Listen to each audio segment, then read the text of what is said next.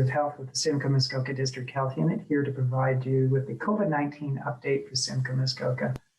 So today, to date, we have 8,862 cases, which is up 668 cases since I last reported on April the 7th, just under a week ago. So if we look at the week-on-week change, we had an increase of 656 cases during the week of April the 4th to the 10th, compared with 449 the week before that. So that's a 46% increase on that week. And the week of the 28th to the 3rd of April was also a week in which we had a significant increase from the week before that, when we had 308 cases. So we continue with a sharp upward rise in our case count. At this point, we also have an increase in our active cases at 1,106 compared to 679 last week.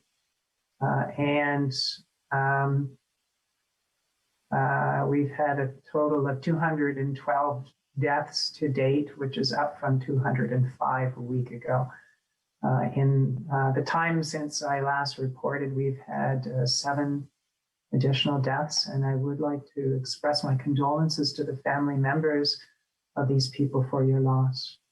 And they consist of a man in his 80s, or 80 plus, I should say, from Simcoe County, a woman who's 80 or more from Simcoe County, a man between the ages of 65 and 79 from Simcoe County, a woman between the ages of 65 and 79 from Simcoe County, a man who is 80 or more years of age from Simcoe County, a man between the ages of 65 and 79 from Simcoe County, and a woman 80 or more years of age from Simcoe County.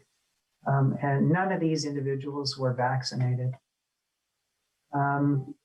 We have 43 people from Simcoe County or the District of Muskoka who are in hospital with COVID-19 now, which is up from 41 when I last reported, and includes 16 in the intensive care unit, up from 13 when I last reported. So for those admitted to a hospital, their ages range from under 10 to in their 90s.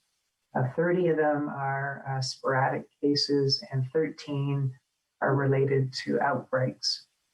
Over the weekend, we had 367 cases reported to us, with 337 of them from Simcoe County and 25 from the District of Muskoka. So quite a substantial number in both locations, but in particular for the District of Muskoka. Much higher count than would be typical for the District of Muskoka. We've had 85 new cases reported in the last 24 hours. 83 of them are sporadic, and 2 are from institutional outbreaks. 44 of them male, 41 female. 62% of them under the age of 35.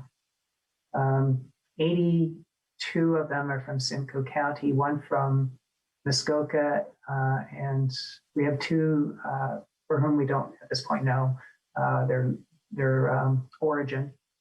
7 are community acquired, which means that we don't know actually how they acquired it. 17 are due to close contacts with known cases. 2 are part of institutional outbreaks, and 59 are under investigation. 80 of them are self-isolating, 2 are hospitalized, 1 recovered, and 2 at this point we don't know. The vast majority of our active cases in Simcoe Muskoka reside in Barrie and in South Simcoe, so Bradford, West Gwillimbury, New Tecumseh, and Innisfil. The weekly incidence rates are very high. So for Simcoe Muskoka overall, for the week of April the 4th, we had 110 cases per 100,000 population per week. So this is the highest that we've ever had in Simcoe, Muskoka. And it does put us in the territory, the former gray territory when the framework of the provinces was still in effect. So it's the first time we've been above 100 cases per 100,000 per week. Bradford, West Gwillimbury has the highest weekly incidence of cases in our district for the fifth consecutive week, and the highest that they've ever had in the past week at 300 cases per 100,000 population for that week. And New Tecumseh and Lake of Bays have very high incidence of cases, highest that they've ever had, at 200 cases per 100,000 population per week. I would say that with Lake of Bays, because it's a small population, you can have a very limited number of cases that drive that kind of high population overall incidence. And what we're basically looking at here is a cluster of cases that are associated with a household or other contacts of one original case.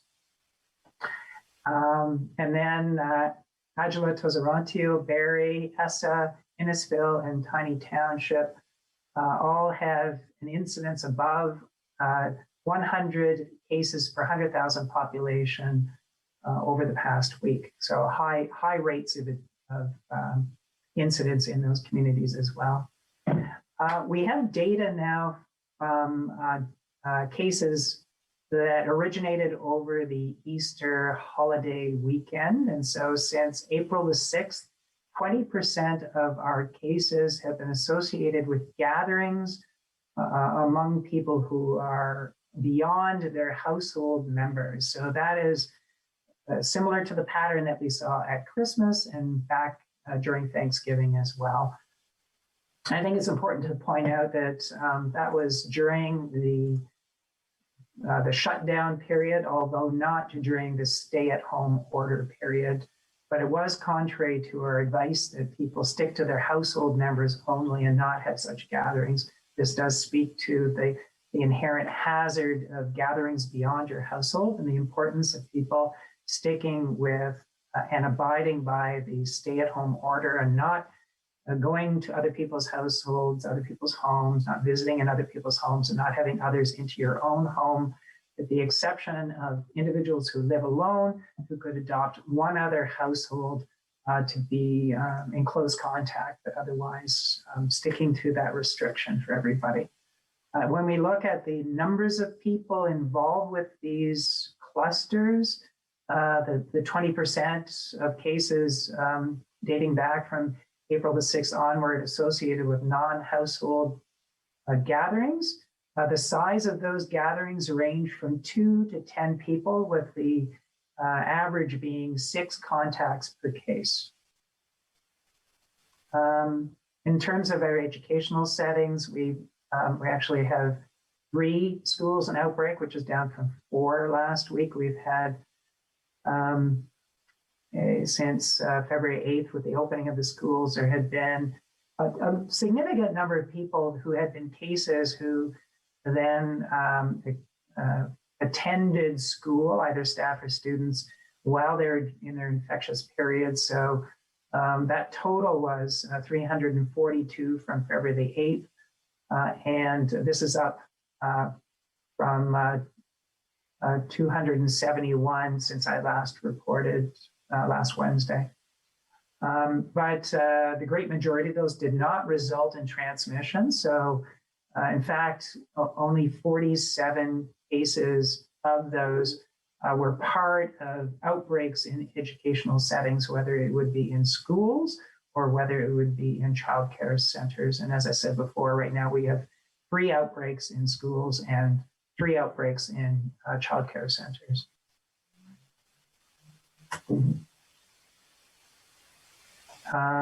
In terms of our variants, we continue to have an upward trajectory of the proportion of our COVID cases that are variants of concern. So for the week of April the 4th, 87% of our COVID cases turned out to be variants of concern. And so far this week, it's 96% of our COVID cases being variants of concern. So once again, this speaks to just how communicable they are, and the fact that essentially they're taking over and displacing the previous common strain of COVID-19 in Simcoe, Muskoka. And this displacement is equally true in Muskoka as it is in Simcoe County. If we look at the positivity of COVID cases being variants of concern. We have 12 outbreaks of variants of concern in Simcoe, Muskoka, up from 11 last week. And this is out of a total of 19 of all of our COVID outbreaks. So 12 of the 19 are due to variants of concern. If we look at our outbreaks, as I'd indicated, we have 19 of them, which is unchanged from a week ago. 6 of them are in institutional settings, which is down from 7 a week ago. So we have 1 new one at Simcoe Manor, and 2 that are declared over, 1 at IOOF and 1 at Woods Park Long-Term Care Facility. We have 1 outbreak in a congregate setting, which is unchanged from a week ago. We have 3 workplaces in outbreak, which is unchanged from a week ago. 1 is new, a food premise in Simcoe County, and 1 is declared over a manufacturing facility in Simcoe County. We have 2 outbreaks in community settings, which is unchanged from a week ago, and 7 outbreaks in educational settings, which is up from 6. So 2 childcare centers are new. Actually, 2, the following are new. 2 are new. 1 is a childcare center in Simcoe County, and 1 is a post-secondary school in Simcoe County, and 1 that's declared over is at Boyne River Public School in New Tecumseh. So if we look at vaccination status at this time, so far we've administered 125,250 vaccination doses. So this is up 13,500 from last week. This includes 5,750 AstraZeneca vaccinations administered by primary care teams in Simcoe, Muskoka. Local pharmacies have administered another 7,150 doses of AstraZeneca. And these are AstraZeneca vaccines are for people 55 years of age and older. We have more than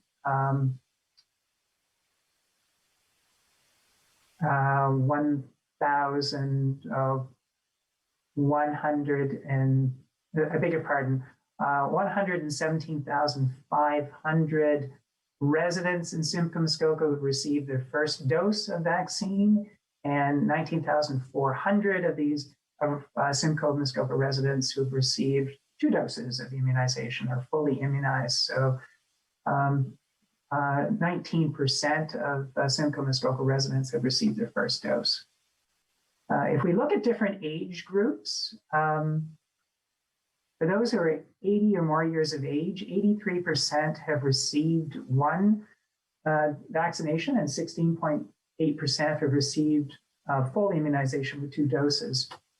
For those 75 to 79, 75.8% have received 1 dose, 3.4% have received 2 doses. And then the age groups decline thereafter. If you look at 70 to 74, it's 54.5% have received a single dose.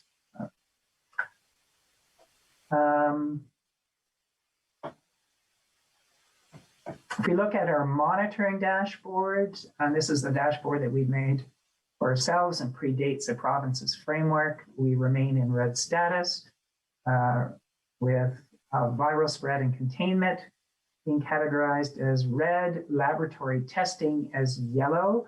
We have an increasing percent positivity at 6.5%, which is up from 5%. Anything above 3% is of concern. We've got 58% of our tests that are returning within 24 hours with a goal of greater than 60%. So hence yellow status overall for laboratory testing. Health system capacity is at yellow, and public health system capacity is at red because we are increasingly challenged in our ability to be able to get back to people with their test, get back to individuals who are test positive in order to have them go into isolation and follow up with their contacts. So we've been able to reach more recently 45% of our new cases within 24 hours. This is down from last week at 51%. Our goal is greater than 90%. I think it's very important at this point for me to identify that we are challenged in being able to get to people with their test results. And therefore, we're advising people to keep yourself in isolation if you haven't heard from us. If you have symptoms of COVID-19, if you're awaiting your test results, and certainly if your test result comes back positive. And people can, of course, reach out to us, make contact with us as well. I'll be reporting with more detail about this later on. So in terms of the province, they have put all health units into shutdown with a stay-at-home order and a declaration of emergency.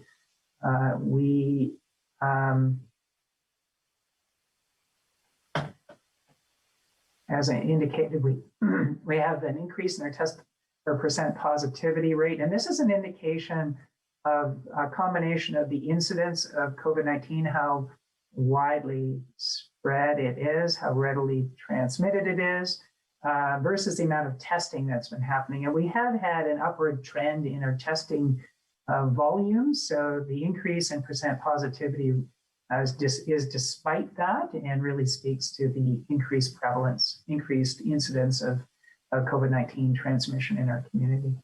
And I think it's also important to note that it's not just Simcoe County that's gone up, it's also the District of Muskoka at 3.8%, which is up from 2% the previous week. And this is the highest that we've seen in the District of Muskoka. And our overall percent positivity at 6.3% is similar to the provinces at 6.6%. We note the percent positivity is now highest among youth, those between the ages of 10 and 19, at 8.6%. So previously it had always been highest among young adults, 20 to 29, but now we have it highest among youth. I think that is noteworthy. But we also have a high incidence and percent positivity among those that are 20 to 29 at 7.9%. And that older adults, 70 to 79, the percent positivity is quite a bit less at 3.8%. 80 plus years of age, it's 1.6%. It has been our common experience that early in a wave, the incidence of cases is much higher among young people and then becomes more prevalent among older people and has its impact on those who are more vulnerable.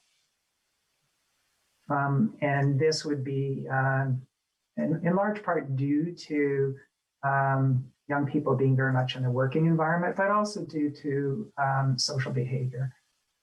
The one thing we would note is the percent positivity was particularly high in the municipalities that had a very high incidence of cases, or the municipalities that I spoke of before.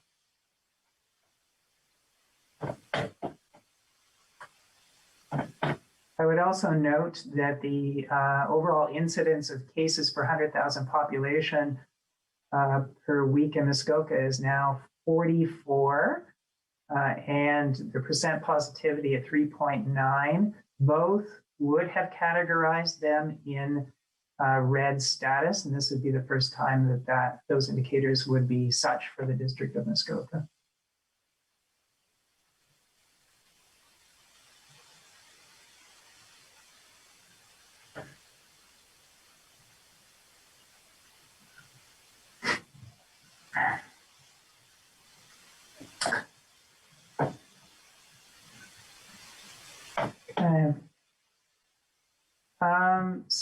we are very much into phase 2 for the COVID vaccine rollout. And this means moving on to other priority groups, essentially the groups that I spoke to a week ago.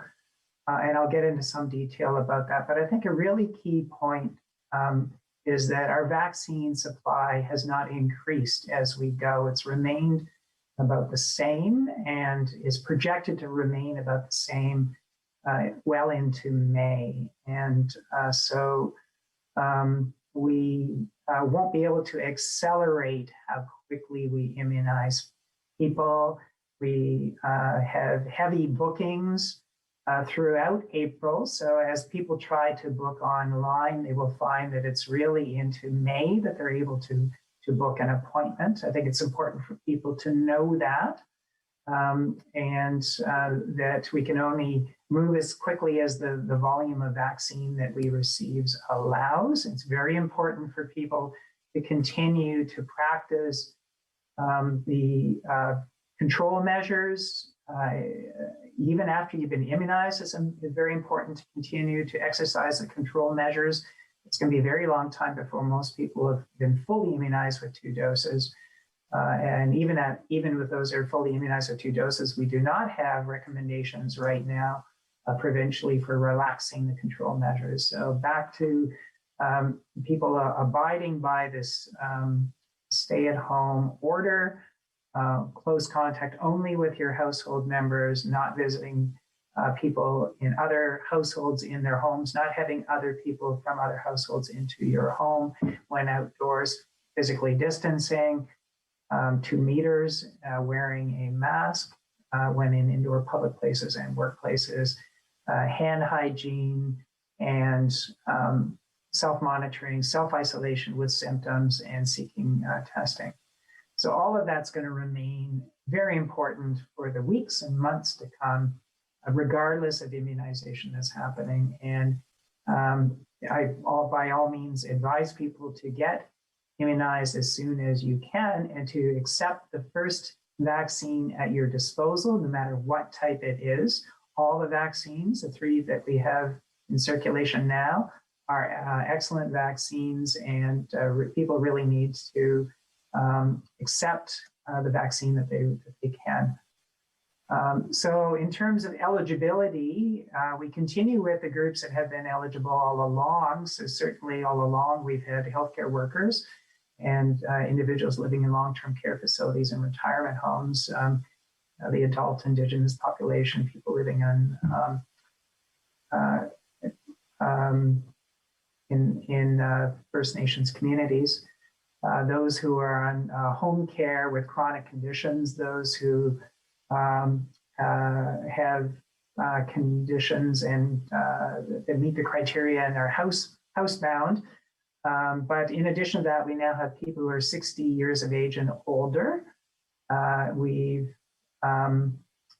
Those individuals, those who are eligible by age, can book by the provincial booking system. If people are eligible by other category, then they can book through the health unit's website system or phone us if need be. It's also important to know that people who are 55 years of age and older do have the opportunity to get immunized with AstraZeneca vaccine, either through participating pharmacies in Simcoe, Muskoka, and the province has brought on to line in the past 25 of those, with an additional 19 coming on later this week. And if you have a look at our website, you can link to the province's website to see which pharmacies they are. These pharmacies have their own booking systems, so you'd have to book through those pharmacies to access that vaccine. Or also AstraZeneca vaccine is being provided through family health teams and community health centers and some other participating primary care providers. These individuals will contact their patients directly in order to arrange for them to be able to be immunized by the participating practices, rather than having people call them. We are doing outreach to specific groups. For example, the province has identified what they consider to be hotspot neighborhoods with high incidence of COVID-19, high hospitalization and mortality, or might also be challenged in other ways. And for Simcoe, Muskoka, we have a neighborhood in Bradford, West Gwillimbury, a particular postal code, the L3Z postal code, which is considered to be a hotspot. We are working with that municipality and community stakeholders in order to arrange for opportunities for people who live in that area to have access to more immunization. We are also bringing online some additional opportunities for looking at the clinic that exists in Bradford, West Gwillimbury, the vaccination clinic, and also providing some AstraZeneca vaccine to some local primary care providers who wish to participate in this. And also the province has designated some 10 pharmacies in Bradford, West Gwillimbury to receive AstraZeneca vaccine to help with the situation. So this will, of course, be ongoing and require efforts for weeks and months to come, just as it does throughout Simcoe, Muskoka for the entirety of our immunization campaign. We are also doing outreach to homebound residents who otherwise qualify for immunization, some 800 patients. And this is actually being carried out by home and community care nurses and by paramedic services and also by the Barrie CHC.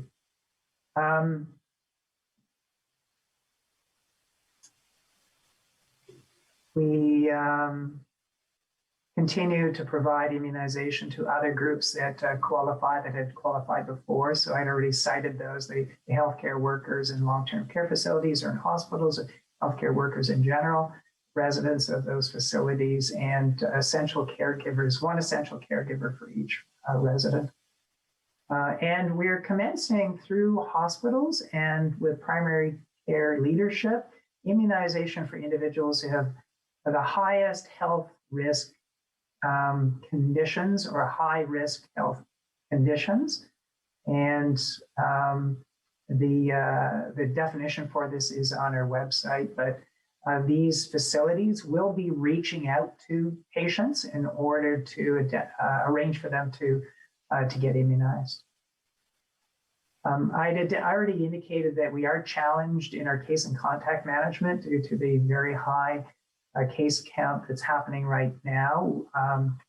We are receiving support from the province with their own case managers to assist us with this, and also, when necessary, an email approach to reach individuals, but they have been delayed in being able to get to people. And so if you may be a case, if you have symptoms of COVID-19 or awaiting test result, or have a positive test result, you need to continue to self-isolate even if you haven't heard from us yet.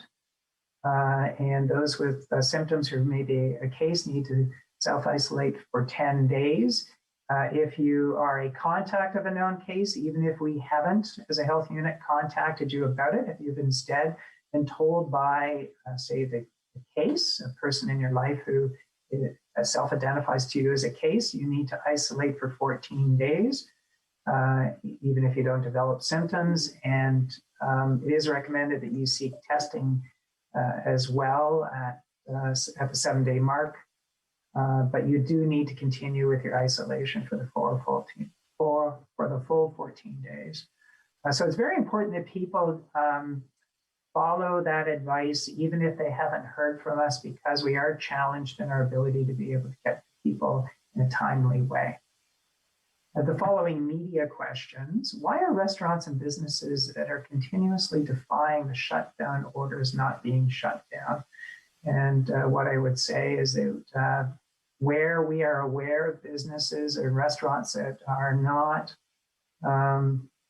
closed, not following the shutdown order from the province, we approach them, we take an educational approach, and if that doesn't work, then we take an enforcement approach. And if that is defied, even with an order from ourselves or Part 3 summons under the Reopening Ontario Act, then we work with other enforcers, such as police or bylaw officers, in order to determine the next steps that are required, and also seek legal counsel as to the approach to be taken.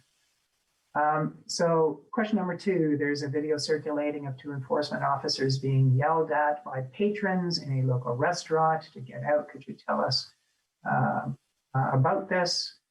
What I would say is there is one restaurant in which there was such a video that is circulated. The 2 officers in question are with the Alcohol and Gaming Commission as agents. They are not Simcoe Muskoka District Health Unit staff. There's an earlier video showing health unit staff in dialogue with the restaurant owner directing them to close. Though we communicated with the owner with this direction and issued a Part 3 summons earlier, and that was without conflict or interaction with patrons. What is the health unit's involvement, if any, in these situations? So we do certainly remain involved, continuing to follow up with this premise, and are working with the Barrie Police and the city with regards to next steps to seek closure. Are you seeing more businesses defy restrictions of people opposing the guidelines?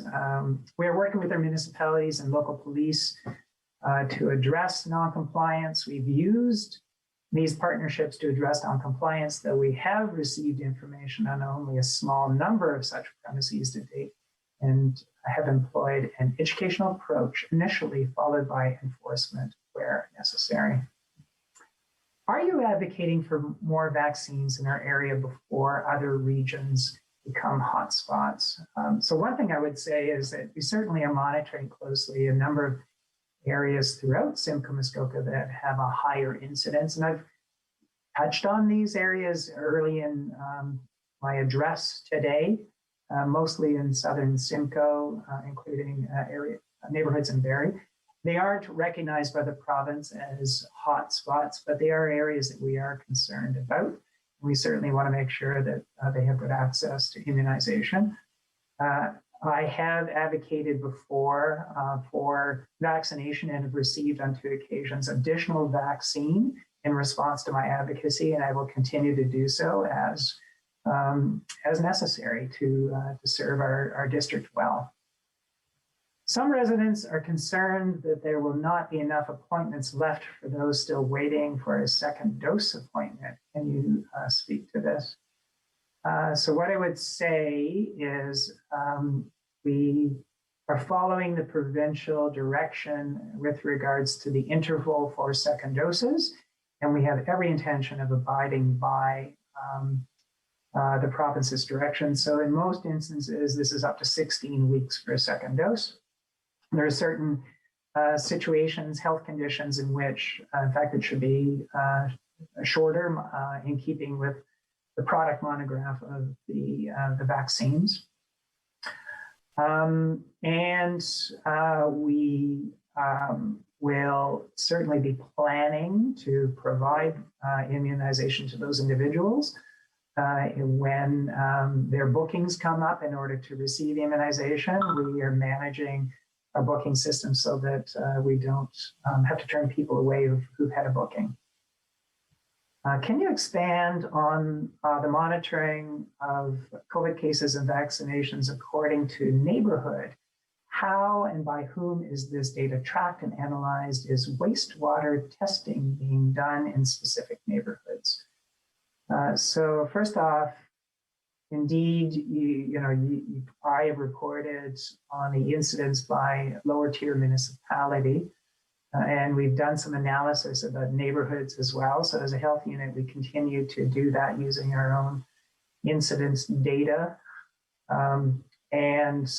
We also have done some analysis on vaccination coverage by lower tier municipality, and our intention is to make that information available in the near future on our website. we have identified some areas that have lower incidence than others, and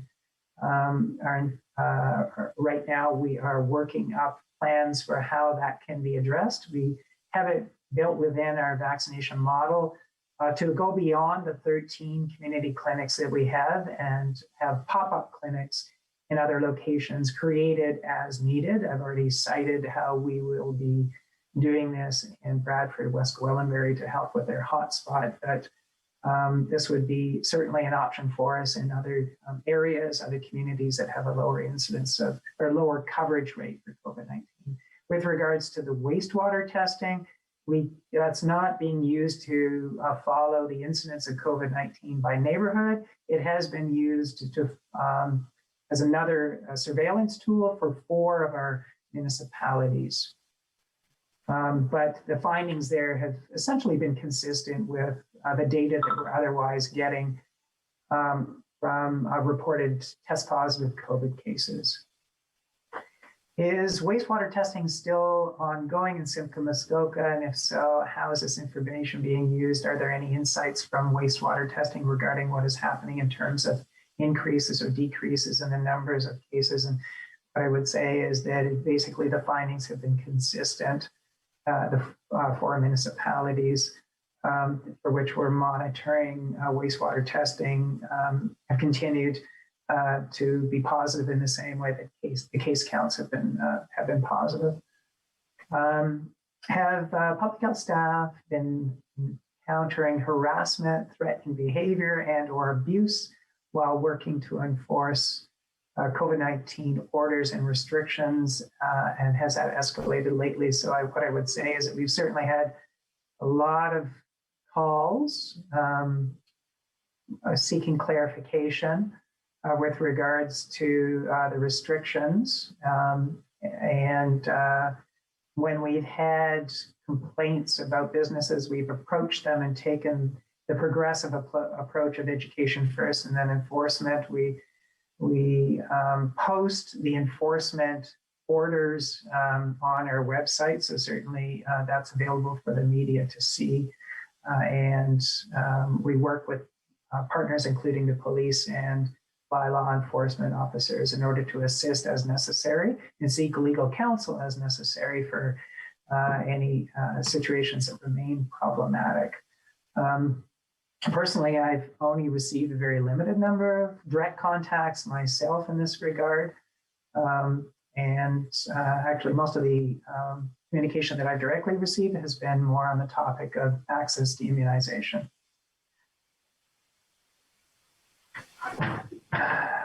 Thank you so much, Dr. Gardner. We can now take some questions from the media. Just a friendly reminder to please keep your questions to 1 question, 1 follow-up to make sure that we have time for everyone's questions today. And just remember to mute and unmute yourself. Can we start with Marg Bruneman from Barrie Today? Do you have a question for Dr. Gardner? I do. Thanks for that.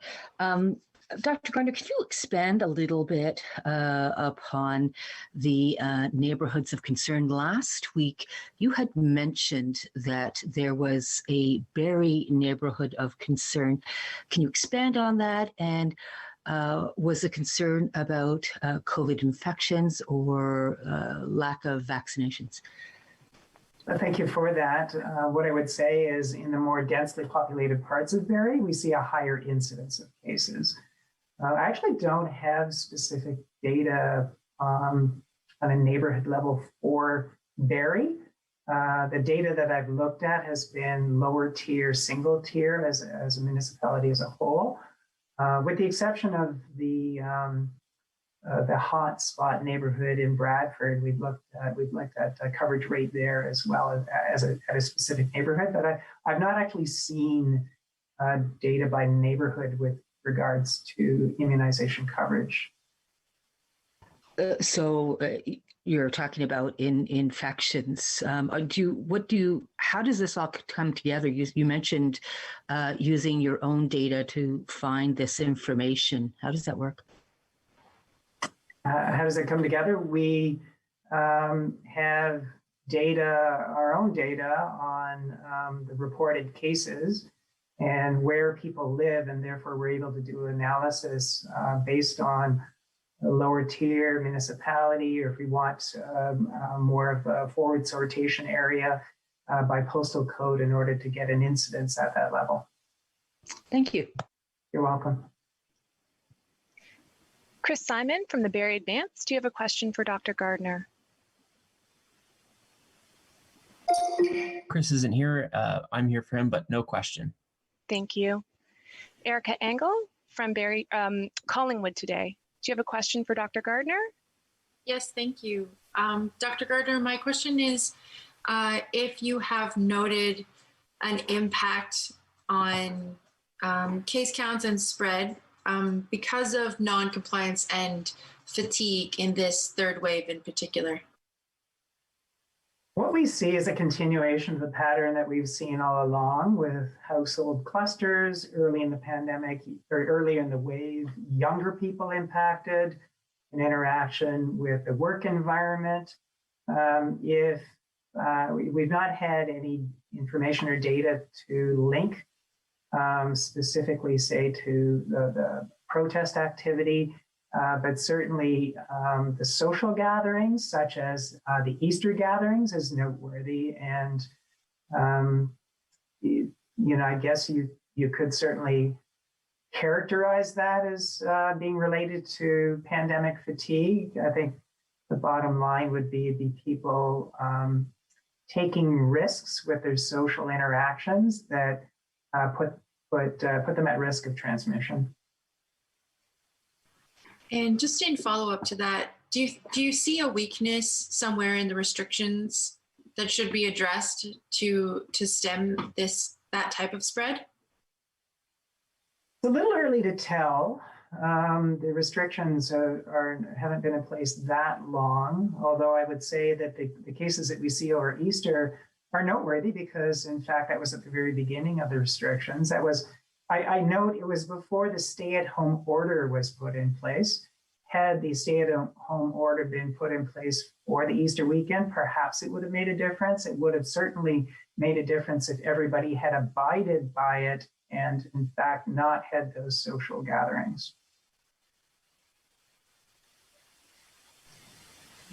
Thank you, Erica. And thank you, Dr. Gardner. Sarah M. from Toronto Star, do you have a question for Dr. Gardner? Yeah, I was wondering if you could tell me whether you've received any direction or guidance from the province about how to roll out vaccines in your hotspot area to essential workers, and whether any particular types of workers or workplaces should be prioritized in that rollout. Thank you for the question. So at this point, we are following the provincial direction for most of the hotspots, those that aren't in Peel or Toronto, and in which we are vaccinating or seeking to vaccinate the population that's 50 years of age and older. So the idea of then moving down to 18 and older, or having a focus on essential workers, may follow as the province proceeds with the experience that it's gaining in Toronto and Peel, and would apply elsewhere. So we really need their direction before we would be moving to a broader application to adults 18 and above, or within them, those that are in work environments. Thank you. Don Huddlestone from the Huntsville Doppler, do you have a question for Dr. Gardner today? Nothing for me today, thank you. Okay. Natasha Philpott from Bradford Today. Hi. I understand there might be a pop-up clinic happening at the Bradford High School. Do you have any more information on that? We are planning on doing that on Thursday. We are using community networks in order to be able to recruit people, to be able to come, to book, to be able to take advantage of that opportunity. And we want that to be merely the beginning, not a one-off event. Thank you. You're welcome. Dana Goldfinger from Global News. Do you have a question for Dr. Gardner today? Nothing for me today, thank you. Thank you. Mary Beth Hartville from Muskoka Region. Hi, yeah, Dr. Gardner, you spoke about the spike that we've had in Muskoka as of last week. And when obviously we're moving into, let's call it cottage country weather, how concerned are you that our levels may in fact increase as we get warmer and people want to come here? That has always been a matter on my mind, potential for transmission through travel. So far, Muskoka has been fortunate in that it's not had, a lot of transmission related to that. But right now, you're experiencing a higher rate than you have before. And the province as a whole is experiencing the highest rate it ever has. Certainly in the Greater Toronto area, they are. And so I think that the risk associated with travel will be that much greater because of all of that, because a higher proportion of people coming from the Greater Toronto area would in fact be incubating as cases or be cases. So the potential is there. And I think it's really important that everywhere people take to heart the idea of stay at home. And I believe it would be best if they picked one location to be at home, if they had more than one residence, that they not move between from a primary to a secondary residence. It would help to reduce transmission. I know that they could make the case that they would just shelter where they move to, but they still would need to shop and interact in more congregate urban locations, and there'd be the potential for transmission. So my advice is that people would take to heart and abide by the stay-at-home order. Thank you. You're welcome. James Bowler, do you have a question for Dr. Gardner?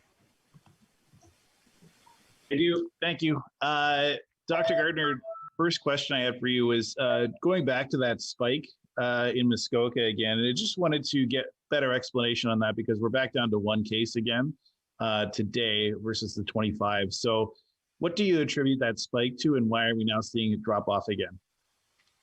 Well, in one instance, we had a clustering of individuals associated with a household and beyond. So that would have driven a fair amount of it. But beyond that, I think it's important to assume that in fact you have transmission happening in your community, that there's a higher incidence than there has been in the past, that people need to take their precautions, abide by the stay-at-home order, not have other people over in their home, not go over to other people's home, and otherwise exercise all of the other precautions.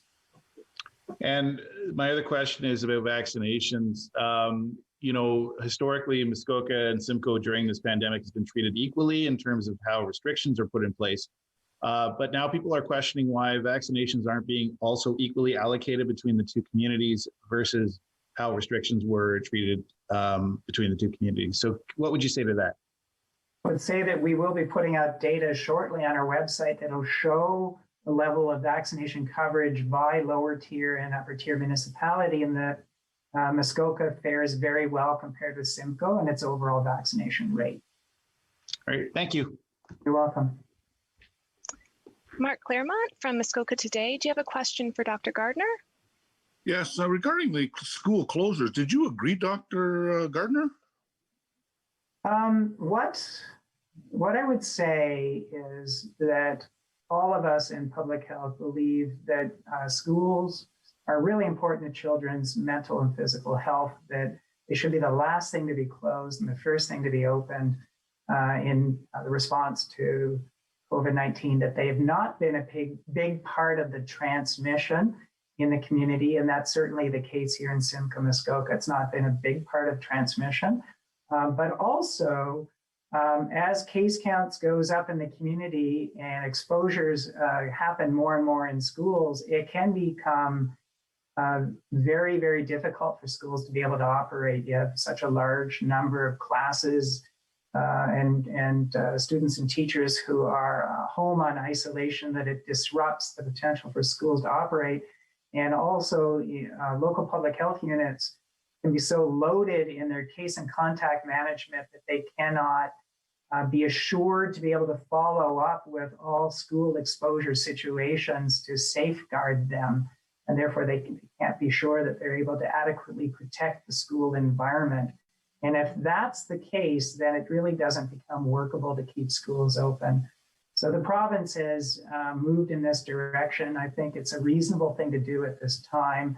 But I do note it's not without a cost. There is definitely the hardship on families and on children. And we would want this to be the first thing that opens as we get into more of a recovery phase from this wave. Thank you very much. Also, a lot of people are saying a year into this thing, over a year into this thing, if we had done this or we had done that 12, 14 months ago, we would be in a better position. It's sort of Monday morning quarterbacking there. Is there something today in hindsight, 2020 hindsight, that you believe that we should maybe do or should do right now?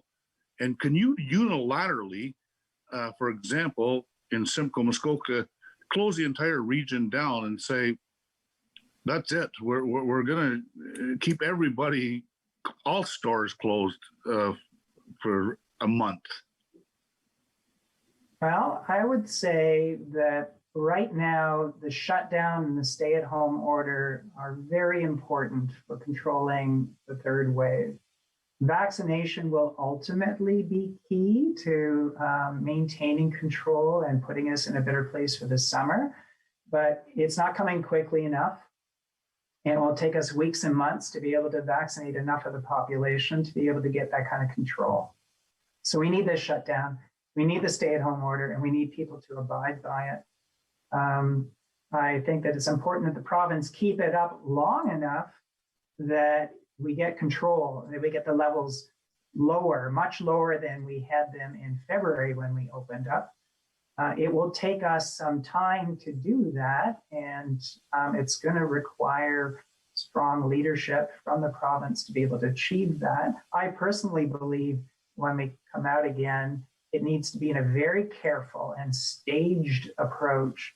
I personally believe it should be done in a very large geographic area, the entire province at once or a large portion of the province at once. I think it needs to be done in a very cautious way to be able to get us to a much better summer. If we're not careful, we may not have a good summer. So it's really important that that happen.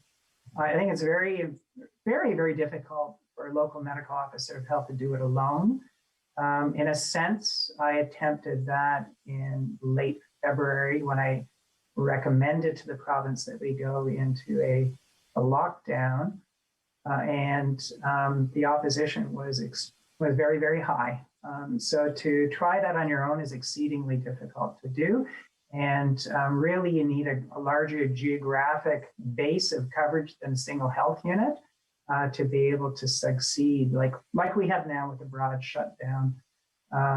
There can be some benefit to local action. It may be that the lockdown that we did in late February helped to create the plateau of cases that we had through March before we've had our more recent upswing of cases. I will never know for sure, but that's a possibility. But even so, it's really exceedingly hard to do this alone. It really takes a provincial approach.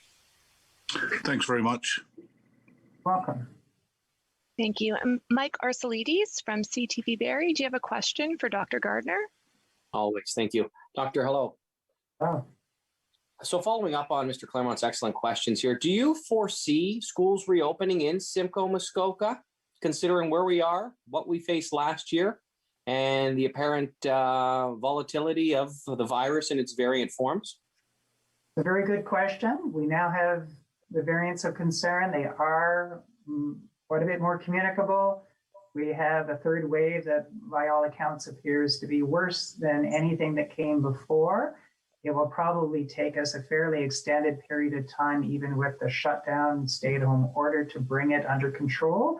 And to truly bring it under control, it's going to take maintaining these measures for a long prolonged period of time, and then I think a very careful staged approach to get out.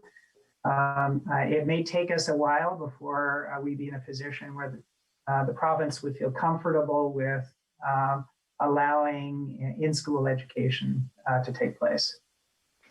So yay or nay on June 26th, schools be opening by then? I truly hope so, because of the benefit to children's health and mental health of being in school. I would truly hope that we're able to achieve it, but I don't think we can guarantee it. With regard to the communicability, based on what we're seeing right now in seniors' homes, it doesn't appear that's the case. But the Simcoe Manor, they've had a rough stretch, without a doubt. 67% of its employees have received vaccine. Why is that not 100 or close to 90% at least? That's a good question. We certainly want to do all that we can to give them the opportunity to be immunized. And we've been on site at our long-term care facilities and retirement homes in order to give immunization first and second dose, and give an opportunity for the staff to be immunized as well. But I think you raised a very important point that having less than a very high rate of coverage in staff means vulnerability to the potential for outbreaks. So why? Why are people rejecting it? Is the cleaner saying, no, not for me, I don't want to glow in the dark at night? Or is it simply a supply issue? I don't actually have a good answer for you. I think it's a very important question to look into, but I don't have a good answer for you today, I'm afraid. Thank you so much. Thank you so much, Mike. Adios. All right. Do we have any other questions on the line, or anyone that I've missed today?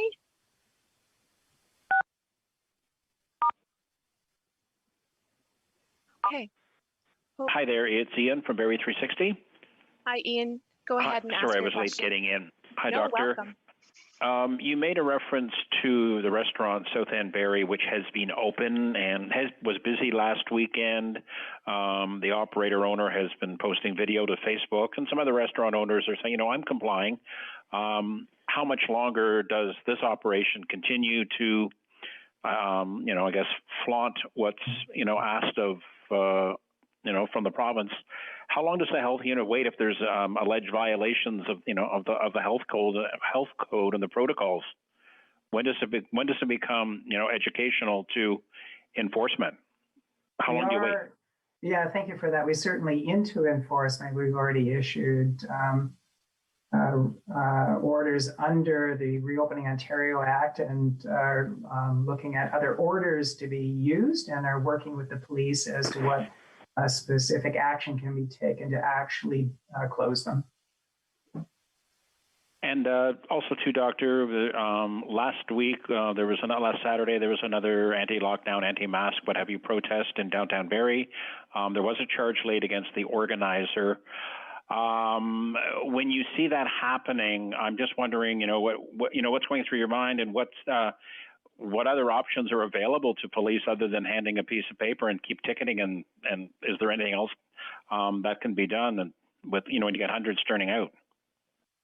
My understanding is that the police have been in dialogue with the organizer and making it clear that that individual would continue to receive charges, tickets, and that others attending the event would start to receive tickets.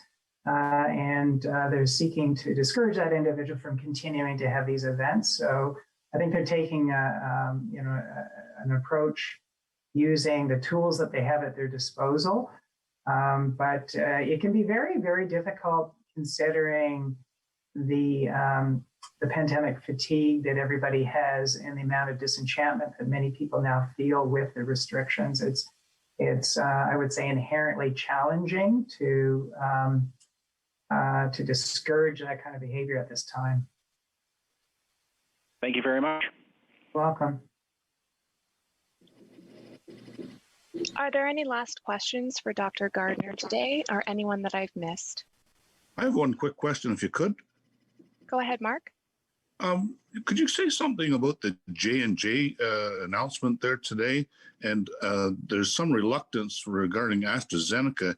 You expressed some concern about supply issues in your region. How does that all play together? You know, I'm going to have to look into that further and get back to you on that. I'm afraid I don't have that at my disposal to speak on, I'm afraid. All right. Thanks anyway. Okay.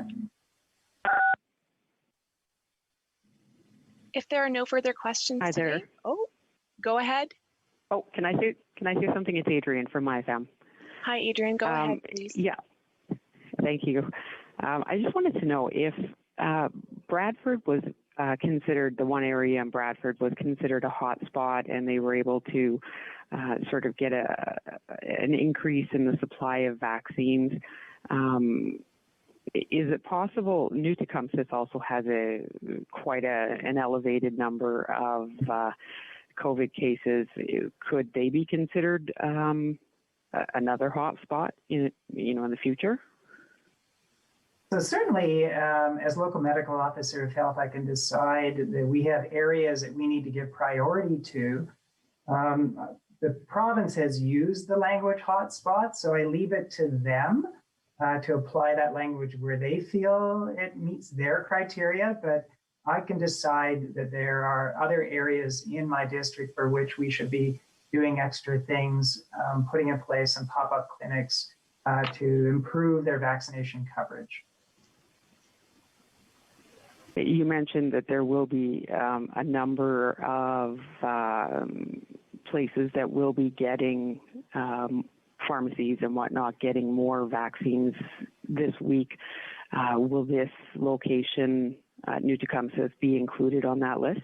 I believe that they are part of do the math, 44 locales in which pharmacies are receiving AstraZeneca. Offhand, I don't have the actual number, but I could get that for you. Thank you. You're welcome. All right. Well, is there one more question from the conference line? Okay, I'm going to take that as a no. So thank you very much, Dr. Gardner, for all your information this week. And thank you, everyone, for joining us. That will conclude our media briefing. Thank you. Bye, everybody. Thank you.